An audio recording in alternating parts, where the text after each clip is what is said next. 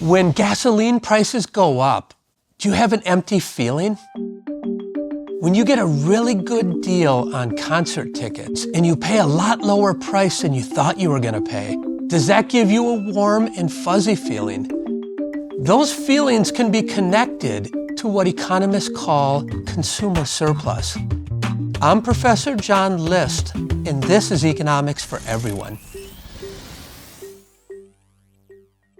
Welcome to the show. Today we are going to learn about that warm, fuzzy feeling that you get when you purchase something at a really good deal. Something that you purchase that gives you a lot of benefits. Economists actually have a formal name for those benefits, and it's called consumer surplus. And simply, it's the difference between your willingness to pay and what you actually have to pay. What we're going to do today is we're going to talk about consumer surplus, why it should be important to you as a consumer, why it's important to firms like Lyft and Uber and Amazon and Walmart, and ultimately, why is it important to policymakers? Let's say that you and two friends walk into a Walmart and you're there to purchase a pair of jeans. You are willing to pay $100 for a particular pair of jeans that they have in stock. Now let's say Walmart charges $50 for those jeans.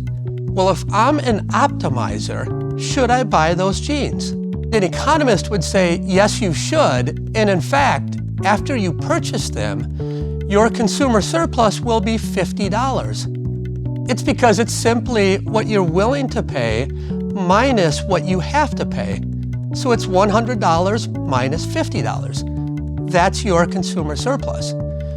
Now let's say your next friend is willing to pay $75 for a pair of jeans. Should she purchase? Again, if she's an optimizer, she should, because when she does, she receives $25 in consumer surplus. Now let's say your other friend, let's say he's willing to pay $25. Should he pay for those jeans? No, because if he's an optimizer, if he actually purchases them for $50, but he's only willing to pay $25 for them, now he's getting a negative $25 in consumer surplus. So as an optimizer, he should say, I'm not going to be purchasing those jeans. Now, as a firm, Walmart cares a lot about consumer surplus because they want to make sure to give you as much surplus as possible. Why? Because they want to make you happy. They want to bring you that warm and fuzzy feeling. So then you come back again and again and you become a regular customer at Walmart. Everyone wins. Why is consumer surplus important to policymakers? And what does that mean? When I worked in the White House and we were talking about climate change, one idea that we had was, let's establish a carbon tax. And let's put that tax on power plants. So every time they produce electricity and they release carbon, they have to pay a tax.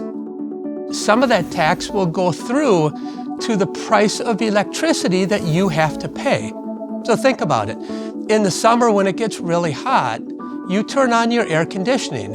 You're actually paying for electricity.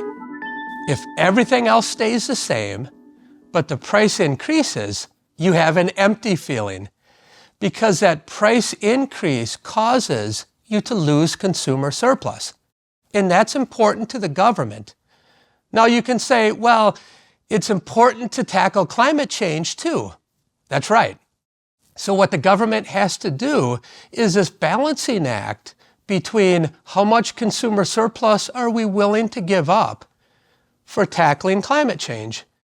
We talk about regulations and we talk about how to tweak the economy. In every situation, we're trying to estimate how much does that tweak cost consumers? How much does it clean up the environment? And we constantly have to look at calculations for consumer surplus. Now you might be wondering just how much consumer surplus could an ordinary good like Uber provide consumers. It just so happens that some of my colleagues set out to calculate the amount of consumer surplus that Uber provided in the year 2015. So here's what they did. They estimated a bunch of demand curves across cities, and they estimated in each city how much consumer surplus is generated by having Uber available. Just over 4 cities, they found that there was $2.9 billion in consumer surplus that was generated by Uber. What that means at the individual level is that for each dollar that an individual spent, they received $1.60 in consumer surplus. Now you can also do a back-of-the-envelope calculation and try to figure out the overall consumer surplus generated across all of the United States in 2015. They did that, and they calculated that it was $6.8 billion just in 2015. So when you just look at one good like Uber, they actually provide a lot of consumer surplus. There you have it. Consumer surplus may seem abstract. It is simply the difference between willingness to pay and what you have to pay. It's a very important consideration not only for economists, but also for firms and for policymakers interested in optimal legislation, because economics is for everyone.